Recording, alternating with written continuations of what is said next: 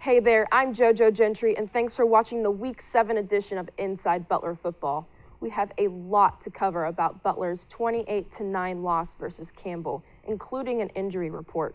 We'll also talk about next week's game versus San Diego. We'll have head coach Jeff Forrest back in the studio. Stay with us.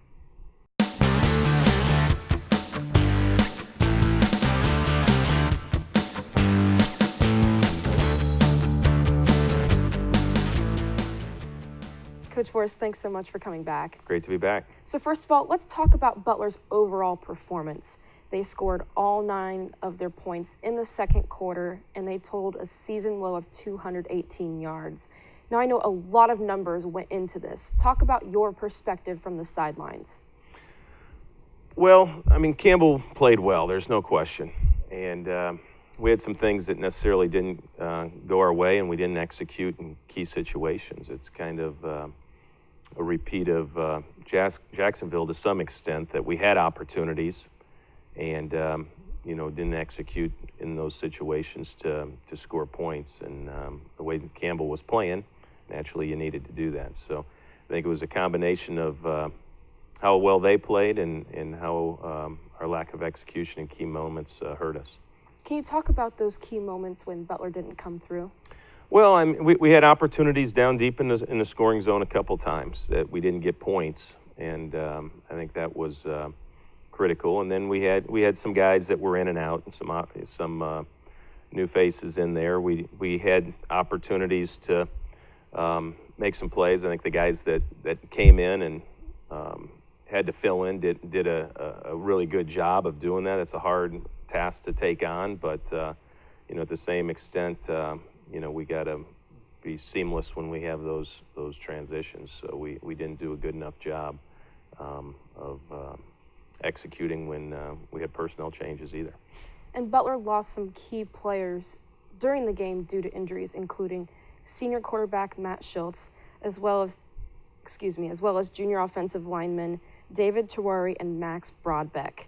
How did these injuries affect the offense, and how did you motivate younger players to step up? Well, I mean, that's the hard part about being the next man up. You go through the week and you have to prepare like you're a starter, and you don't know if you're going to get those opportunities to play. So it's definitely a tough mindset to get in. There's no question when you take guys out of your lineup that it hurts you. But we have great confidence in the guys that stepped in and played, and as the game went on, they became more and more comfortable and executed and performed at a much higher level as the game went on. We just as we go back into this week, we got to do a great job of focusing in practice, and let it be a lesson to the younger guys that, hey, I am one play away from playing, and my teammates are counting on me to be ready. So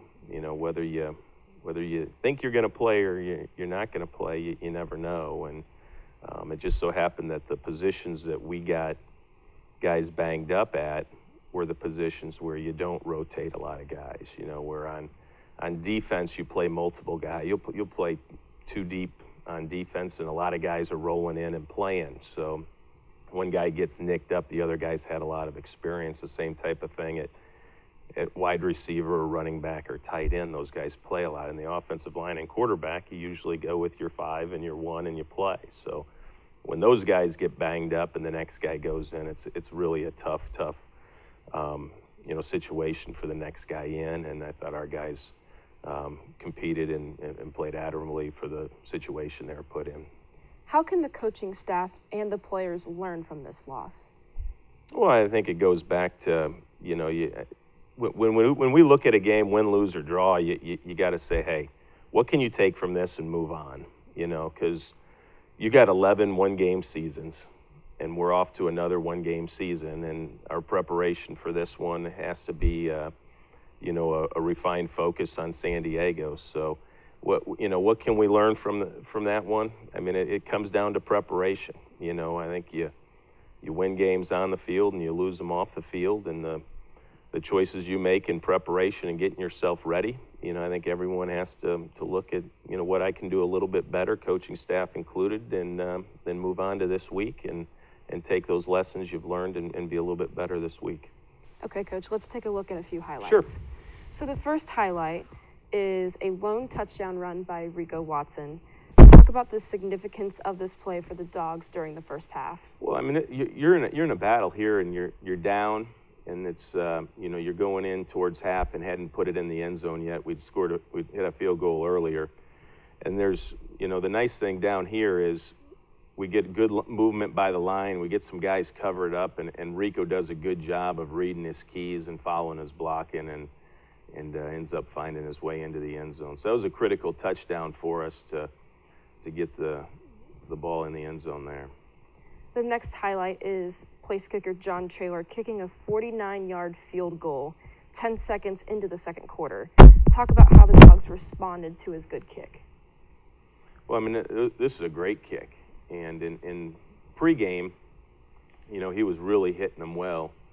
And, we said, hey, we're probably going to move the field goal range out a little bit this week. And if we get an opportunity, we were even talking 55 or 50 yards to give him a shot. And we did a great job of squaring it up and following through, and the protection was great. That's the big thing on the long field goals, is to make sure that, you got all 10 guys in protect, or 9 guys in protection there. So great job, a snap, hold, kick, and great protection.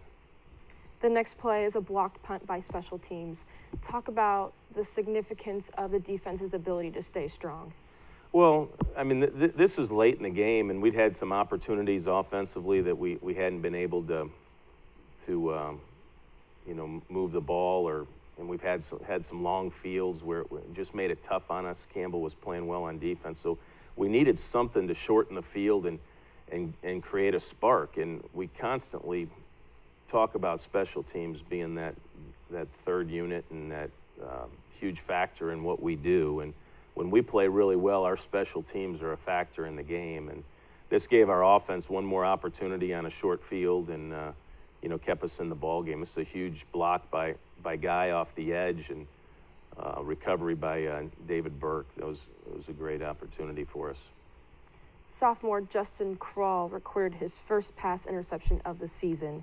Talk about how this play can help motivate younger Butler players to step up in crucial moments. Well, I mean, defensively, I thought we did a great job.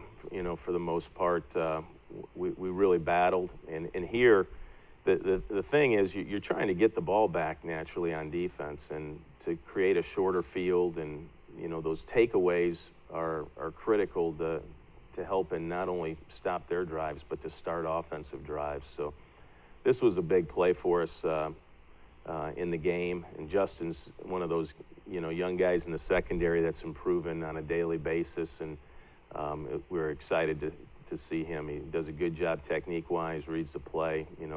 That's preparation and playing hard there, and again, put the offense in an opportunity to move the ball. Now let's talk about next week's game versus San Diego. The Dogs had a tough loss to them last year, but now they're coming to the Butler Bowl this weekend.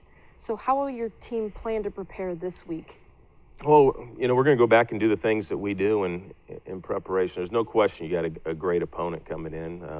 Historically, especially since we've been here, they're the winningest team in the league, and there's been a lot of, quality teams in depth in this league for a lot of years. But San Diego's always in the mix.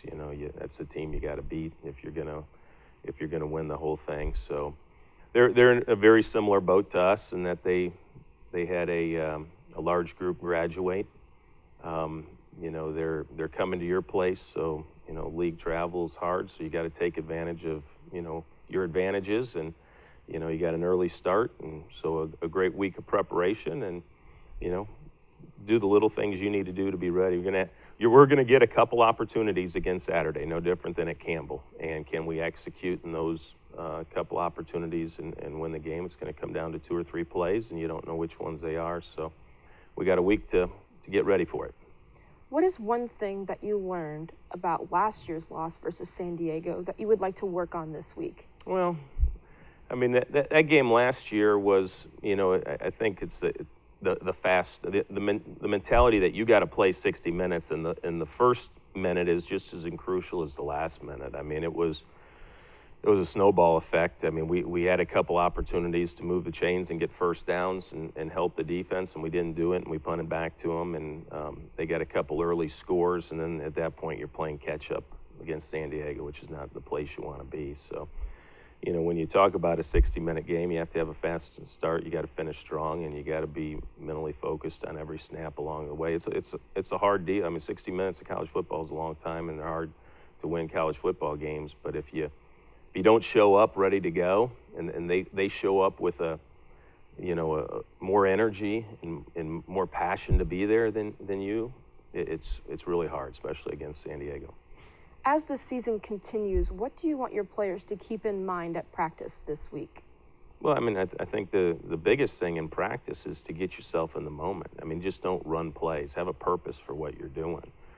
Whether you're in a drill, why are we doing this drill? How's this going to reflect on my play on Saturday? Whether you're in a team situation or a group situation. I mean, the situation you might be practicing might be the one play on Saturday that is the critical deal. So to get your mind, in that moment and be focused every day in practice. And then it's all the off the field things too that relate to winning, as far as how am I going about taking care of my body, and how am I going about the rest and the rehab and the weight room sessions, how am I eating, what's my focus like in the film room, and then you throw on top of it fall break with a lot of downtime. Do you take advantage of fall break and say, hey, I have very few distractions, now I can really focus on this game preparation? And so you make a ton of decisions every day that affect the outcome of the game, and many of them aren't on the practice field or in Hinkle Fieldhouse. Now, before we cut to highlights, can you give us an update on any of those injured players? Well, we don't know yet. It's early in the week, so, we'll see. We got to hopefully get all of them back, and we'll see how many of them can come back as we get the reports in and go through the week. But, like I said, in this game, the next guy, has to step up and prepare, and we got, really good guys in those, backup roles that, when given an opportunity, we're confident we'll play well. Okay, well, Coach Boris, thanks so much for your input. Oh, appreciate it. Thanks for watching the Week 7 edition of Inside Butler Football. I'm JoJo Gentry. Have a great week, Bulldog fans.